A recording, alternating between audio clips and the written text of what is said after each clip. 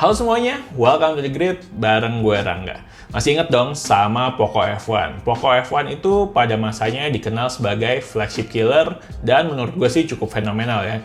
Bahkan kalau dicek-cek nih, review-review pertama di grid itu salah satunya adalah Poco F1.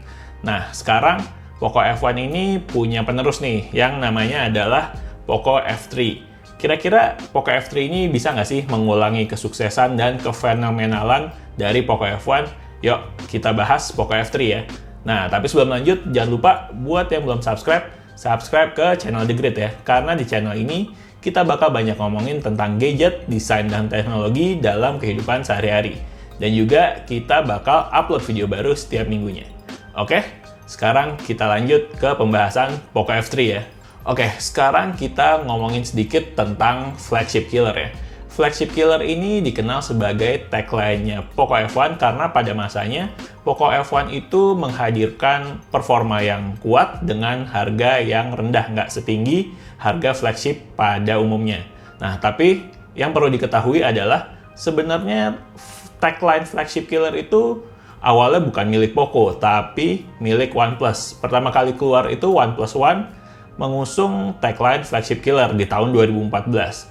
Tapi seiring perkembangan zaman, ketika smartphone keluaran OnePlus itu malah lebih dekat ke flagship dengan harga yang lebih tinggi, makanya sekarang kayaknya sih tagline flagship killer itu lebih mendekat atau identik dengan brand Poco, terutama di Poco F1. Nah, sekarang si Poco F3 ini tagline-nya flagship killer reborn. Jadi kira-kira Poco F3 ini emang diposisikan sebagai flagship killer selanjutnya setelah Poco F1. Kemudian apa aja sih syarat-syarat dari flagship killer ini?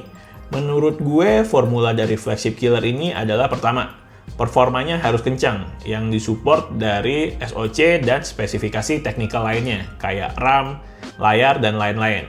Kemudian yang kedua adalah harga yang relatif terjangkau dan cukup jauh perbandingannya dengan harga real flagship atau harga flagship beneran. Itu aja sih menurut gue. Yang pertama, performance, dan yang kedua adalah harga. Di luar itu mau nggak mau ya mesti sedikit dikorbanin. Nah, gimana dengan Poco F3 ini? Yuk, kita bahas ya. Oke, kita bahas dari desain dan build quality-nya dulu ya. Pertama kali pas gue perhatiin desain belakangnya, yang gue perhatiin adalah Poco F3 itu desainnya masih satu garis atau masih satu keluarga sama desain dari Mi 11 dan Redmi Note 10 series. Yaitu masih ada kemiripan di sekitar frame kameranya tapi beda-beda shape dikit lah. Gua rasa tim development-nya ini sebenarnya sama nih antara tim desainnya Xiaomi sama timnya Poco. Jadi tinggal sharing-sharing desain aja gitu. Kira-kira untuk Poco mesti di kamera shape kameranya dibedain dikit atau di Mi 11 dibedain dikit, tapi secara garis besar sih gue lihat nih masih satu keluarga ya untuk desainnya. Kemudian yang gue rasain adalah Poco F3 ini cukup ringan.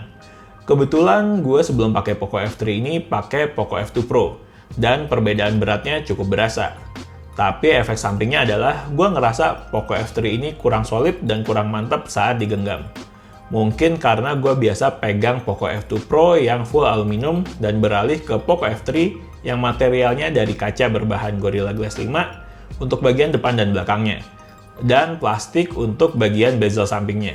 Nah, untuk bagian belakang, terutama untuk varian warna hitam seperti yang gue pegang sekarang ini, cukup lumayan jelas fingerprint magnet dan kelihatan jelas bekas-bekas fingerprintnya. Jadi kalau nggak mau banyak bekas fingerprint, bisa pilih varian yang warna putih. Di bagian kiri polos nih, nggak ada apa-apa. Tapi di kanan terdapat volume rocker dan side-mounted fingerprint sensor. Nggak kayak Poco F2 Pro yang pakai in-display fingerprint, Poco F3 pakai side-mounted fingerprint sensor. Yang gue rasain ini jauh lebih cepat dan jauh lebih responsif dibandingkan in-display fingerprint sensor. Dan peletakannya cukup natural dengan posisi jempol kanan. Kemudian di sisi atas terdapat speaker, mic, dan AR blaster. Sementara di sisi bawah terdapat port USB-C, speaker, dan dual slot SIM card. Salah satu upgrade di Poco F3 ini adalah dual stereo speaker yang terletak di bagian atas dan bawah. Dan keluaran suaranya buat gue yang kupingnya nggak terlalu audiophile ini, menurut gue sih udah cukup memuaskan ya. Cukup kencang dan jelas lebih bagus daripada speakernya Poco F2 Pro. Sekarang kita beralih ke bagian depan atau bagian layarnya. Untuk layarnya, sebelumnya gue sih nggak terlalu berekspektasi tinggi nih sama layarnya Poco F3. Tapi ternyata setelah pemakaian, gue mengakui bahwa gue salah. Layarnya ini memuaskan banget buat gue. Kombinasi layar Dynamic AMOLED E4 berukuran 6,67 inci dengan resolusi Full HD Plus 2400x1080px, refresh rate 120Hz, dan touch sampling rate 360Hz, kayaknya emang terbaik nih. Smooth banget pergerakannya. Gue baru nih ngerasain nikmatnya layar dengan refresh rate 120Hz. Layar dengan refresh rate tinggi jelas lebih enak dan nyaman dilihat karena pergerakan yang lebih smooth. Terutama buat scrolling atau konsumsi konten yang support refresh rate 120Hz. Sangat berasa di aplikasi yang memiliki format timeline kayak Twitter, Facebook, dan lain-lain. Untuk game, ada beberapa game yang udah support 120Hz, tapi bukan game-game yang terlalu populer. Semoga kedepannya game-game populer bakal support 120Hz ini ya. Oh ya, untuk refresh rate ini bisa diatur di settings, mau pilih yang 60Hz atau yang 120Hz. Ini bakal berpengaruh ke penggunaan baterai. Refresh rate 60Hz akan lebih irit baterai dibandingkan dengan refresh rate 120Hz. Sebelum-sebelumnya gue ngerasa refresh rate ini nggak segitu pentingnya, tapi ternyata emang bikin nyaman kalau udah dicoba sendiri. Begitu balik ke layar yang pakai refresh rate 60Hz langsung berasa kurang smooth. Di luar refresh rate-nya, kualitas layarnya pun menurut gue cakep nih. Warna yang dihasilkan cukup oke, karakternya mirip dengan layar Poco F2 Pro yang sebelumnya gue pakai. Jadi kalau dari segi warna sih menurut gue nggak terlalu banyak perbedaannya. Sama-sama bagus buat gue. Terus buat performanya gimana nih? Nah, sebagai flagship killer, performa adalah salah satu nilai jual utama dari si Poco F3 ini. Biarpun kali ini bukan menggunakan SoC tercepat dari Snapdragon di tahun 2021 ini, yaitu Snapdragon 888, tapi Poco F3 menggunakan Snapdragon 870 yang kayaknya bisa dibilang sebagai SoC Snapdragon tercepat kedua di 2021 ini. Snapdragon 870 adalah pengembangan dari Snapdragon 865 yang dimana adalah SoC flagship tahun lalu dengan sedikit upgrade. Kira-kira upgrade-nya itu sekitar 12% lebih baik. Nah, untuk performanya jelas Snapdragon 870 adalah salah satu yang terbaik. Kombinasi Snapdragon 870 dengan layar berefresh rate 120Hz juga menurut gue menghasilkan experience yang menyenangkan. Sangat snappy dan battery smooth. Untuk penggunaan harian jelas nggak ada masalah. Gue banyak pakai untuk chat kayak WA atau Telegram, kemudian sosial media, nonton video di YouTube atau Netflix, semua jelas lancar. Gimana untuk main game? So far, gue udah coba pakai Asphalt 9 dan COD Mobile, semuanya lancar dan nggak ada kendala. Enak banget buat dipakai main. Gue rasa salah satunya karena touch sampling rate 360Hz-nya, jadi untuk main game sangat responsif nih. Oh ya, untuk cooling systemnya sebenarnya ada downgrade dikit nih dari Poco F2 Pro. Karena Poco F3 ini nggak menggunakan liquid cooling 2.0 tapi menggunakan Liquid Cool 1.0 Plus seperti di Poco X3 series. Tapi di pemakaian sehari-hari gue sih nggak ngerasa panas yang gimana banget. Masih normal-normal aja menurut gue. Buat baterainya sih gue cukup amazed nih dengan Poco F3 ini karena biarpun nggak sebesar baterai dari Poco F2 Pro yang besarnya itu 4700 mAh, Poco F3 ini kan menggunakan baterai sebesar 4520 mAh. Tapi untuk penggunaan sehari-hari, menurut gue baterainya udah oke banget. Bisa tahan kira-kira seharian lebih. Untuk penggunaan menengah kayak gue, cabut charger jam 8 pagi dengan kondisi SIM card aktif dan menggunakan settingan refresh rate 120Hz, pemakaian mostly untuk chat, sosmed, dan gaming ringan. Di jam 12 malam, baterainya itu masih tersisa sekitar 32%. Nah, sengaja nggak gue charge nih, dan gue cek lagi besok paginya, sekitar jam 8 pagi, gue cek baterainya itu masih ada 18%. Menurut gue udah cukup oke lah ya baterainya. Nah, sekarang kita masuk ke kameranya ya. Setelah gue cukup puas dengan performance dari Poco F3 ini, kemudian gue cukup surprise juga dengan layar dari Poco F3 ini, nah sekarang tiba bagian dimana kita harus berkompromi nih, yaitu di segi kameranya. Well, kamera dari Poco F3 ini sebenarnya bukan yang gimana banget juga sih. Dengan setup 48 megapiksel triple kamera, menurut gue sih masih cukup. Tapi emang bukan kamera level flagship nih. mungkin lebih dekat ke kamera level mid-range. Tapi ya udah, kita langsung lihat aja hasil foto dan videonya.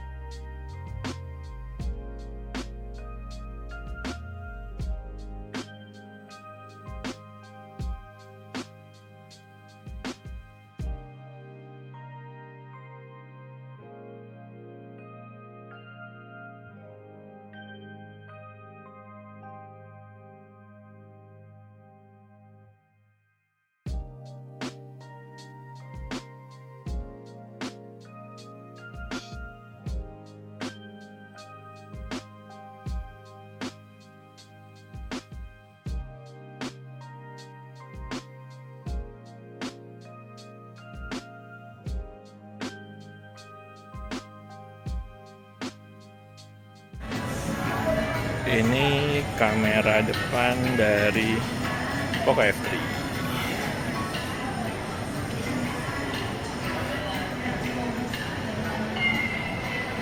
Kira-kira begini kualitasnya. Di zoom in bisa sampai 6 kali.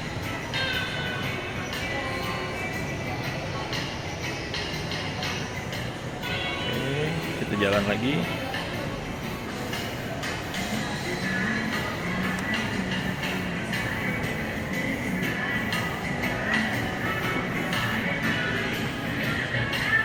Oke lah ya, cukup. Kualitasnya sih cukup lah, bukan yang bagus banget tapi nggak yang jelek banget juga. Standar aja. Oke, bye. Overall, untuk keseluruhannya, Poco F3 ini sebagai flagship killer memiliki keunggulan di beberapa sektor, seperti performance-nya, kemudian di layarnya, dan di harganya. Nah, harga dari Poco F3 ini dijual seharga Rp4.999.000 untuk varian yang 6 128GB dan Rp5.499.000 untuk varian yang 8 256GB. Tapi emang mesti kompromi di sektor lain, kayak di sektor kameranya, kemudian build quality, dan faktor-faktor lain. Seperti nggak adanya wireless charging, nggak adanya jack audio 3,5 mm, dan lain-lain. Tapi balik lagi seperti yang gue bilang, untuk menjadi flagship killer, cukup kejar di segi performa sama harganya aja. Untuk sektor yang lain, mau nggak mau emang harus kompromi.